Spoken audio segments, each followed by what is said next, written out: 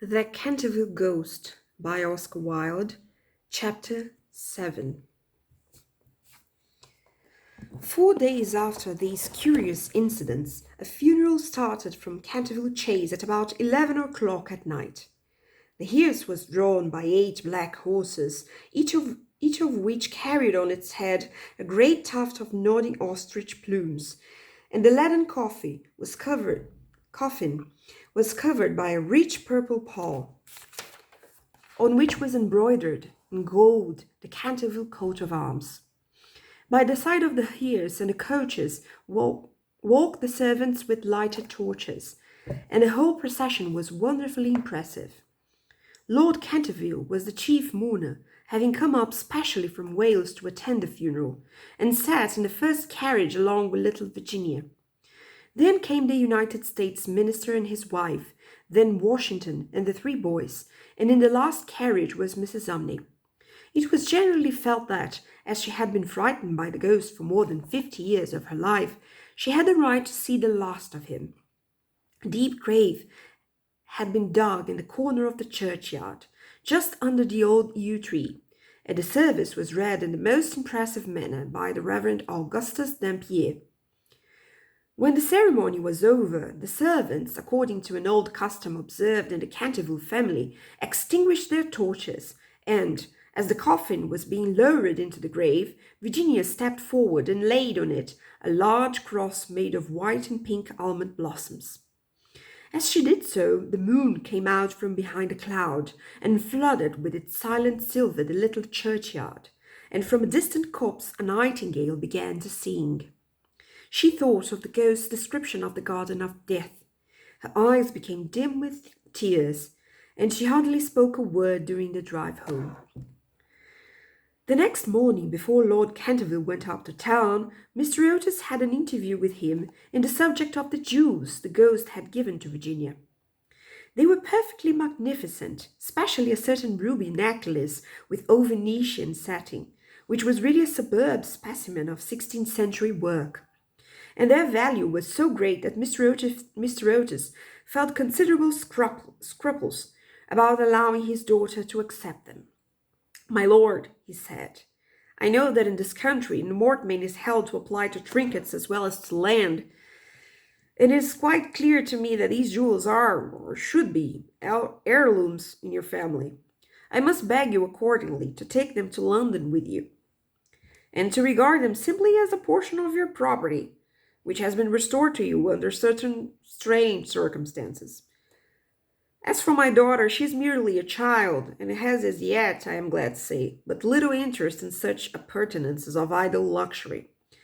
I am also informed by Mrs. Otis, who I may say is no mean authority upon art, having had the privilege of spending several winters in Boston when she was a girl, that these gems are of great monetary worth, and if offered for sale, should fetch a tall price.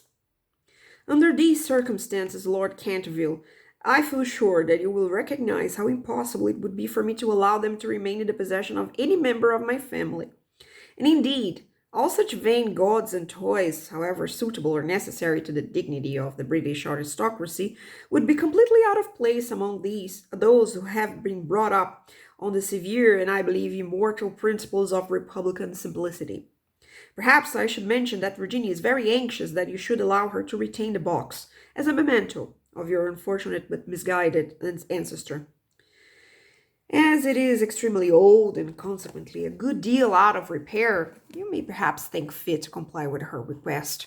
For my own part, I confess I am a good deal surprised to find a child of mine expressing sympathy with medievalism in any form, and can only account for it by the fact that Virginia was born in one of your London suburbs shortly after Mrs. Otis had returned from a trip to Athens." Lord Canterville listened very gravely to the worthy minister's speech, pulling his grey moustache now and then to hide an involuntary smile. And when Mr. Otis had ended, he shook him cordially by the hand and said, "My dear sir, your charming little daughter rendered my unlucky ancestor, Sir Simon, a very important service, and I and my family are much indebted to her for her marvelous courage and pluck. The jewels are clearly hers, and Edgar, I believe that if I were heartless enough to take them from her, the wicked fellow would be out of his grave in a fortnight, leading me to the devil of a life. As for their being heirlooms, nothing is an heirloom that is not so mentioned in a will or a legal document, and the existence of these jewels has been quite unknown. I assure you I have no more claim on them than your butler, and when Miss Virginia grows up, I dare say she will be pleased to have pretty things to wear. Besides, you forget, Miss Rotus, that you took the furniture and the ghost at a valuation, and anything that belonged to the ghost passed at once into your possession, as whatever activity Sir Simon may have shown in the corridor at night, in point of law, he was really dead, and you acquired his property by purchase. Mr. Otis was a good deal distressed at Lord Canterville's refusal, and begged him to reconsider his decision. But the good-natured peer was quite firm, and finally induced the minister to allow his daughter to retain the present the ghost had given her. And when, in the spring of 1890, the young Duchess of Cheshire was presented at the Queen's first drawing-room on the occasion of her marriage, her jewels were the universal theme of admiration. For Virginia received the coronet, which is the reward of all good little American girls, and was married to her boy lover as soon as he came of age. They were both so charming, and they loved each other so much, that everyone was delighted at the match, except the old Marchioness of Dumbleton, who had tried to catch the Duke for one of her 7 unmarried daughters, and had given no less than 3 expensive dinner parties for that purpose. And, strange to say, Mr. Otis himself.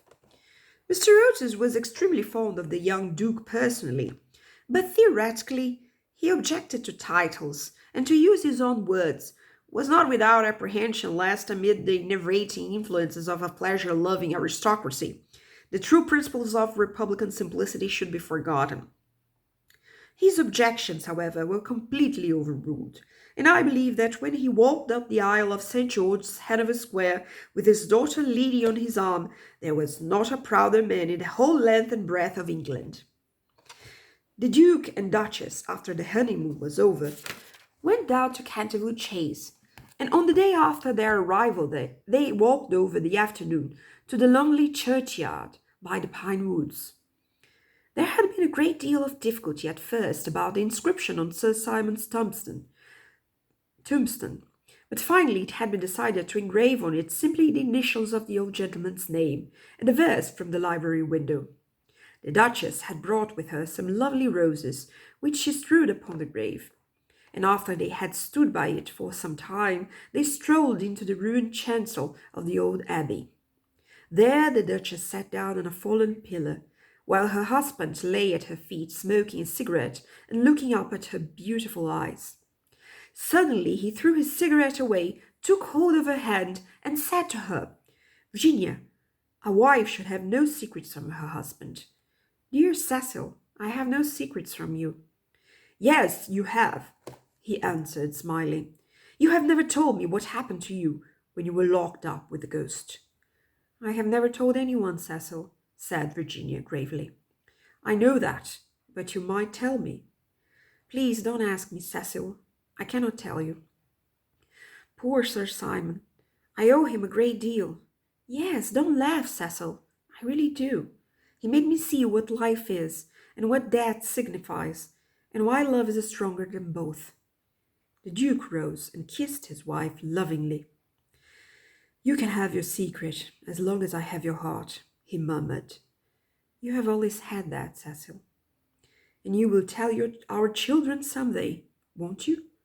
Virginia blushed.